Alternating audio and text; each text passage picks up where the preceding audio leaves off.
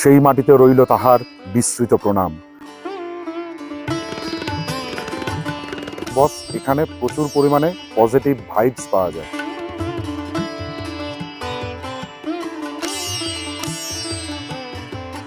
সর্বত্রই ছোট বড় মাঝারি সেজ বিভিন্ন সাইজের ঘন্টা রয়েছে।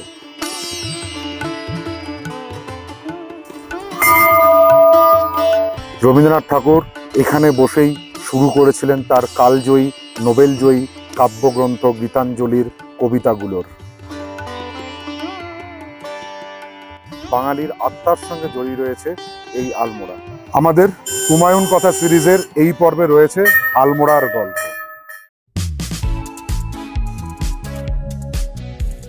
আটার লুচি রয়েছে ব্রেকফাস্টে, আলু পাওয়াটা আছে, পোহা আছে, আর একটা সবজি আছে। এই দিয়ে কিন্তু ব্রেকফাস্ট দিচ্ছে আমাদের কেএমবিএন চাকরি। চলো ব্রেকফাস্ট করে ঝটপট করে নিই, সেরে নিই, ব্রেকফাস্ট করে বেরিয়ে পড়ি আমাদের নেক্সট ডেস্টিনেশনের দিকে। কেএমবিএন চাকরি নন্দাকোট থেকে ব্রেকফাস্ট করে আমরা বেরিয়ে পড়লাম আমাদের ডেস্টিনেশন নৈনিতালের উদ্দেশ্যে। হ্যাঁ, নৈনিতাল যাব, কিন্তু তার আগে আমরা আলমোড়া হয়ে নৈনিতাল ঢুকবো।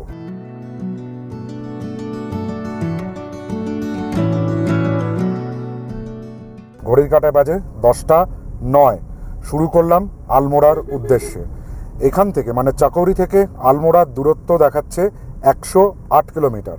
যেতে সময় লাগবে আমাদের প্রায় 3 ঘন্টা 40 মিনিট।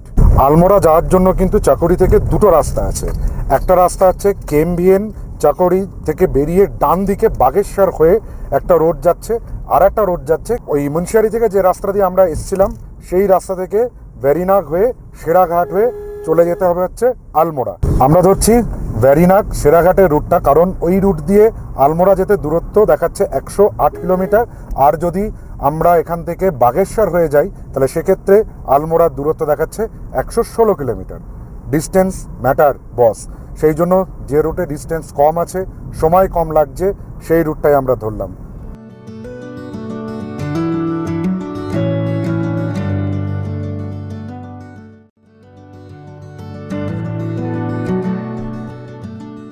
চাকুরির এই রাস্তায় কিন্তু প্রচুর পাইন গাছ চোখে পড়বে। তাও এই পাইন গাছের জঙ্গলের মধ্যে দিয়ে যেতে রাস্তাটা খুবই ভালো, খুবই উপভোগ্য রাস্তা। পাইন গাছের সংখ্যা, আমি কালকে এনার সঙ্গে কথা বলছিলাম হোটেলে, সেখানে জানতে পারি যে এখন কিন্তু পাইন গাছের সংখ্যা আগের থেকে অনেকটাই কমে গেছে। এর কারণ হচ্ছে দাবানল, তারপরে হচ্ছে কিছুটা আরবানাইজেশনের জন্য কেটে ফেলা হয়েছে।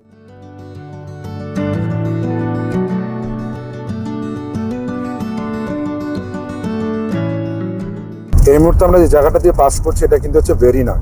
এই ভেরিনাগে কিন্তু একটা সুপ্রাচীন নাগ দেবতার মন্দির আছে, এটা তোমরা দেখতে পারো।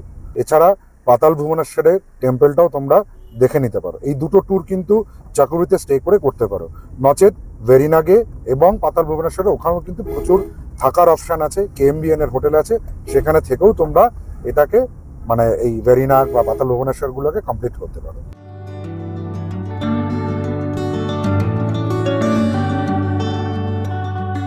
ঘড়ির কাঁটায় 11:35 আর আমরা এসে পৌঁছালাম সেরাঘাটে। আর এখন আমরা সরজু নদীর উপরে যে ব্রিজ আছে, দেখো পাশে হচ্ছে সরজু নদী, এই সরজু নদীর ব্রিজটা ক্রস করে ফেললাম, আমরা চলে আসলাম সেরাঘাটে। এখানে লোকাল যে সরজু নদীর টাউট মাছ পাওয়া যায়, সেই মাছ ভাজা বা মাছের তরকারি দিয়ে এখানে লাঞ্চ তোমরা সেরে নিতেই পারো। যাক, আর দাদার কাছ থেকে যেটা শুনলাম, এখানে সৈনিক বলে একটা হোটেল আছে, সৈনিক হোটেল, সেই হোটেলে মানে রান্নাটা নাকি বেশ ভালো হয়। তো এখান থেকে তোমরা চাইলে, প্রচুর হোটেলে আমি দেখলাম, পান্ডে হোটেল দেখলাম, সৈনিক হোটেল দেখলাম, সবই দেখলাম, যেটা তোমাদের পছন্দ হবে সেখানে তোমরা এখানে খেয়ে নিতেই পারো।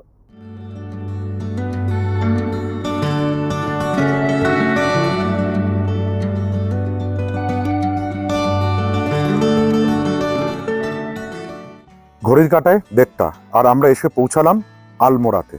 আলমোড়া সমুদ্রপৃষ্ঠ থেকে 1642 মিটার উপরে অবস্থিত এই প্রাচীন ঐতিহাসিক শহর, বর্তমানে আলমোড়া ডিস্ট্রিক্টের সদর শহর।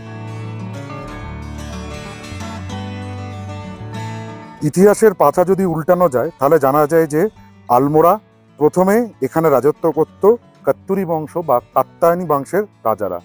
তারপরে ক্ষমতা হস্তান্তরিত হয় চাঁদ বংশের রাজাদের হাতে। আরও জানা যায় যে কাত্তুরি বংশের রাজা ভাইচাল দেও 1568 সালে চাঁদ বংশের রাজা মঙ্গল চাঁদকে এই আলমোড়ার ক্ষমতা অর্পণ করে। তারপর থেকে কিন্তু চাঁদ বংশের আমলে এই আলমোড়া হয়ে ওঠে গোটা কুমায়ুন অঞ্চলের রাজধানী শহর। এই আলমোড়ার সঙ্গে আমাদের পশ্চিমবঙ্গ তথা পশ্চিমবঙ্গবাসীদের কিন্তু একটা অন্তরের আত্মার যোগ আছে। এই আলমোড়াতেই 1890 সালে এসেছিলেন স্বামী বিবেকানন্দ এবং এখানে তিনি করেছিলেন ধ্যান। আর তারও পরে 1903 সালে নোবেলজয়ী কবি বিশ্বকবি রবীন্দ্রনাথ ঠাকুর এসেছিলেন এই আলমোড়ায়। এই আলমোড়ার সৌন্দর্যে তিনি প্রেমে পড়ে যান আর এই সৌন্দর্যকে ব্যাখ্যা করেছিলেন তার কবিতার লাইনে। আর সেই বিখ্যাত লাইনটি হলো, সেই মাটিতে রইল তাহার বিস্তৃত প্রণাম। হ্যাঁ, আমি সাহিত্যর একদমই ছাত্র নই, অতটা জানি না, তবে যেটুকু জানি সেটুকু তোমাদের জন্য তুলে ধরি। সত্যি আলমোড়ার প্রাকৃতিক সৌন্দর্য খুবই সুন্দর। যেখানটা দাঁড়িয়ে আছি সেই জায়গা থেকে দেখো, এখানে স্নো ক্যাপ মাউন্টেন, পঞ্চচুল্লি কিন্তু এখনো আমাদের সাথেই রয়েছে। এখান থেকে পঞ্চচুল্লিটাই দেখা যাচ্ছে খুব স্পষ্টভাবে। আর পাইন গাছ, হিমেল হাওয়া সবকিছু মিলিয়ে আলমোড়া যেন এই মুহূর্তে জান্নাত।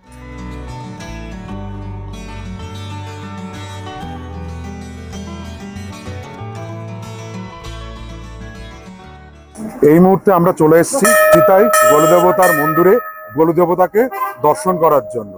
এই গোলুদেবতাকে শিবের অবতার বলা হয়।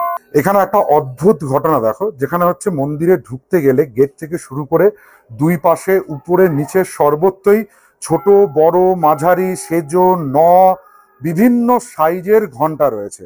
আর ঘন্টার সঙ্গে রয়েছে কিন্তু চিঠি।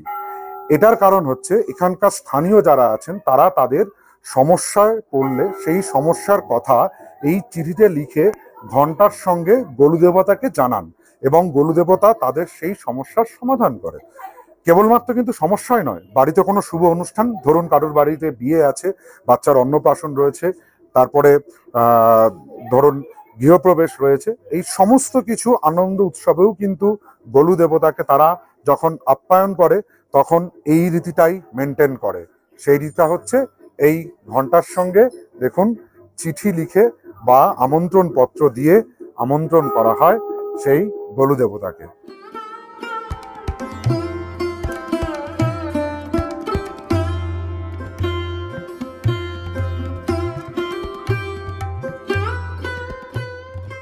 এখানে এত ঘন্টা রয়েছে বলে একে অনেক ক্ষেত্রে স্থানীয়রা ঘন্টা বাবার মন্দিরও বলে। আমি একটা জিনিস দেখাবো, হঠাৎ করে চোখে বললো, দেখো এখানে একটা কারুর অ্যাডমিট কার্ড রয়েছে কোনো একটা পরীক্ষায়, সে গভর্নমেন্ট অফ উত্তরাখণ্ডে কোনো একটা পরীক্ষাতে পাশ করেছে বা পরীক্ষায় অ্যাপিয়ার করবে, যাতে যাতে পরীক্ষা ভালো হয় তার জন্য কিন্তু গোলুদেবতার কাছে সে চিঠি লিখে তার সেই অ্যাডমিট কার্ডটাও ঘন্টার সঙ্গে বেঁধে দিয়ে গেছে।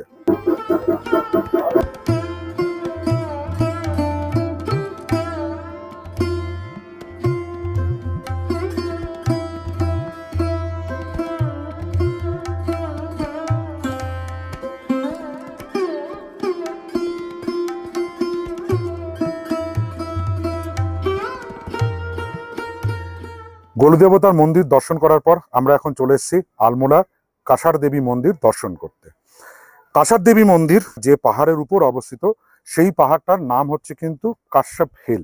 60 থেকে 70-এর দশকের মধ্যে এই অঞ্চলে প্রচুর পরিমাণ হিপ্পিরা বসবাস করতে শুরু করে। তখন কিন্তু এই পার্বত্য অঞ্চলের নাম কাশ্যপ পাহাড় থেকে বেশি পরিচিত হয় হিপ্পি হিল বা কামস হিল নামে। ঘন্টাটা কিন্তু অনেকটা উঁচুতে টানানো, আমারও হাত পেতে অনেকটা বেগ পেতে হলো। দেখো নিচে যেখানে কার পার্কিং করা হয়েছে না, সেইখান থেকে সিঁড়ি দিয়ে কিছুটা উপরে উঠে আসার পর এই গেটটা পড়বে। এই গেটটা থেকে সোজা ঢালাইয়ের রাস্তা, স্টেপ নেই, এরকম একটা র্যাম্প মতন আছে সিমেন্ট দিয়ে ঢালাই করা, সেই রাস্তা দিয়ে ওপরে উঠে যেতে হবে মা কাঁসার দেবীর দর্শন করতে।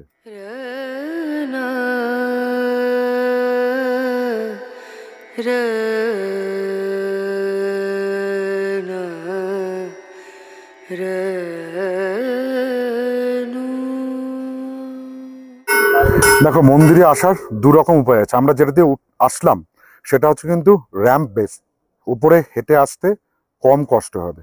এছাড়াও এখান থেকে কিন্তু নতুন পাথরে বাঁধানো সিঁড়ি রয়েছে। যারা পারবে সিঁড়ি দিয়ে উঠতে তারা কিন্তু সিঁড়ি দিয়েও চলে আসতে পারবে, বাট আমি বয়স্কদের জন্য সাজেস্ট করব এই র্যাম্প দিয়ে আসতে। খুব বেশি খাটনি কিন্তু একদমই হয় না এই র্যাম্প দিয়ে আসলে। আর যদি এই কাঁসার দেবী মন্দিরের উচ্চতার কথা আমি বলি, তাহলে এটা সমুদ্রপৃষ্ঠ থেকে 1917 মিটার উপরে অবস্থিত। এই টেম্পলটা কিন্তু 1890 সাল থেকে পরিচিতি লাভ করে। পরিচিতি লাভ করে কার মাধ্যমে? না, আমাদের স্বামী বিবেকানন্দের হাত ধরে এই কাঁসার দেবী টেম্পলটা কিন্তু জনসম্মুখে আসে। কারণ 1890 সালে স্বামী বিবেকানন্দ এখানে কিন্তু বেশ কিছুদিন ধ্যানমগ্ন অবস্থায় ছিলেন।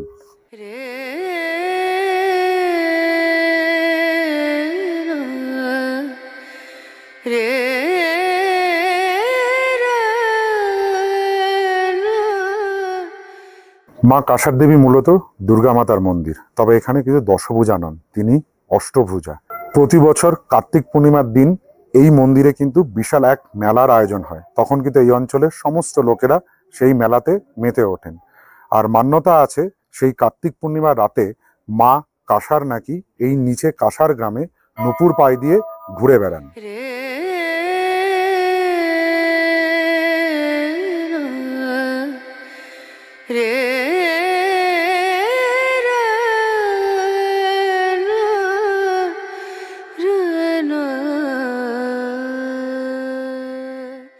কাঁসার দেবী মন্দিরে কাঁসার মাতাকে দর্শন করার পর এর উপরে বেরিয়ে উপরে রয়েছে মহাদেবের মন্দির। চলো সেই মন্দিরটাও একবার দর্শন করে নিই। শিব মন্দিরে ঢোকার প্রথমেই চোখে পড়বে ভৈরব দেবের মন্দির।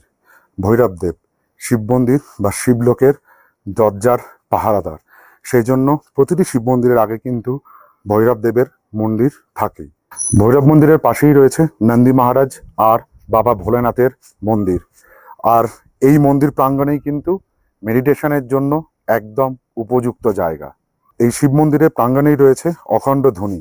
মান্যতা আছে এই ধুনির ছাই যদি কপালে মাখা হয় তাহলে সমস্ত রকম মানসিক ব্যাধি থেকে রক্ষা পাওয়া যায়।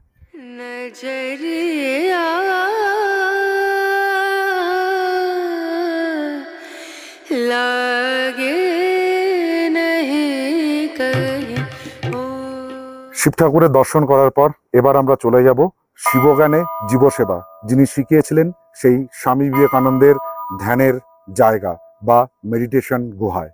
চলো, এই গুহাতেই 1890 সালে স্বামী বিবেকানন্দ বসেছিলেন ধ্যানে। পরবর্তীকালে 2013 সালে জানা যায় যে এই কাশ্যপ পার্বত্য অঞ্চল বা কাঁসার দেবীর মন্দিরের উপর দিয়ে পাস করেছে Van Allen belt radiation. Actually এই ব্যাপারটা হচ্ছে একটা হাই এনার্জি ইলেকট্রন অ্যান্ড প্রোটনের স্রোত, যেটা নাকি এখান থেকে গেছে। মানে বায়ুমণ্ডলের উপরে এমন একটা স্তর যেখানে কসমিক রে আর জিওম্যাগনেটিক ফোর্স এই জায়গাটা সব থেকে বেশি। এক কথায় বলতে গেলে বস, এখানে প্রচুর পরিমাণে পজিটিভ ভাইবস পাওয়া যায়। এই পজিটিভ ভাইবসকেই আত্মীকরণ করার জন্যই 1890 সালে স্বামী বিবেকানন্দ এই জায়গায় বসেই করেছিলেন ধ্যান। এই ভ্যান অ্যালেন বেল্ট রেডিয়েশনটা ওয়ার্ল্ডের 3 জায়গাতে দেখতে পাওয়া যায়। একটা হচ্ছে পেরুর মাচু পিছু, 2 নম্বর যেটা হচ্ছে সেটা হচ্ছে ইংল্যান্ডের স্টোন হেঞ্জ অঞ্চলে, আর তৃতীয় সেটা হচ্ছে আমাদের ভারতবর্ষে এই কাঁসার দেবী টেম্পেলে।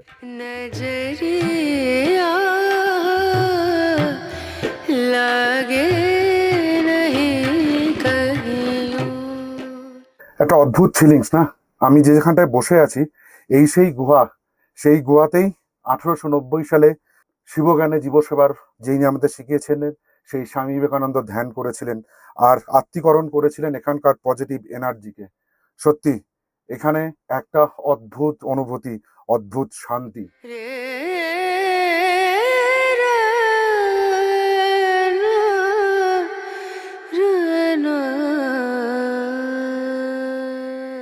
এই কাঁসার দেবী মন্দিরে আসলে দেখবে এখানে কিন্তু বহু লোক মেডিটেশন করছে কেবলমাত্র সেই পজিটিভ এনার্জিটাকে নিজেদের মধ্যে নেওয়ার জন্য। খালি স্বামী বিবেকানন্দই নন, অনেক নামী গুণী মানুষের পদধূলি পড়েছে এই কাঁসার দেবী টেম্পেলে। যেমন পড়েছে মা আনন্দময়ীর পদধূলি, যেমন পড়েছে রবিশঙ্কর, ঠিক তেমনই এখানে এসেছিলেন কিন্তু পণ্ডিত উদয় শঙ্কর। সবাই এসেছিলেন সেই পজিটিভ এনার্জিটাকে নিয়ে যেতে, নিয়ে তাদের নতুন উদ্যমে আবার জীবনটাকে শুরু করার কথা। আলমোড়ার কথা নতুনভাবে কি বলা যায়? আলমোড়া এমন একটা জায়গা যেখানে স্বামী বিবেকানন্দ, রবীন্দ্রনাথ ঠাকুর সবাই এসছেন।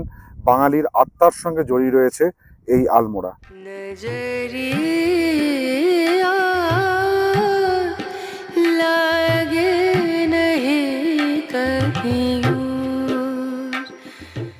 1903 সালে রবীন্দ্রনাথ ঠাকুর তার মেয়ের শরীর খারাপ হলে তাকে হাওয়া বদলের জন্য নিয়ে আসে এই আলমোড়াতে, আর এসে উঠেছিলেন মার্ক সাহেবের বাড়িতে। পরবর্তীকালে 1961 সালে সেই মার্ক সাহেবের বাড়িটাই কিন্তু ঠাকুর ভবন নামে পরিচিত হয়েছে। আর একটা ইন্টারেস্টিং তথ্য এখানে আছে, 1903 সালেই রবীন্দ্রনাথ ঠাকুর এখানে বসেই শুরু করেছিলেন তার কালজয়ী, নোবেলজয়ী কাব্যগ্রন্থ গীতাঞ্জলির কবিতাগুলোর। नजरिया नजरिया लागे नहीं कहीं और। এই ছিল আমাদের আলমোড়ার গল্প। এবার আমরা বেরিয়ে পড়লাম আলমোড়া থেকে আমাদের নেক্সট ডেস্টিনেশন নৈনিতালের উদ্দেশ্যে। আলমোড়া থেকে নৈনিতালের দূরত্ব হচ্ছে 69 কিলোমিটার, যেতে লাগবে হচ্ছে 2 ঘন্টা 15 মিনিট। আর আগামী পর্বে আমরা আসছি তোমাদের সঙ্গে নৈনিতালের গল্প নিয়ে।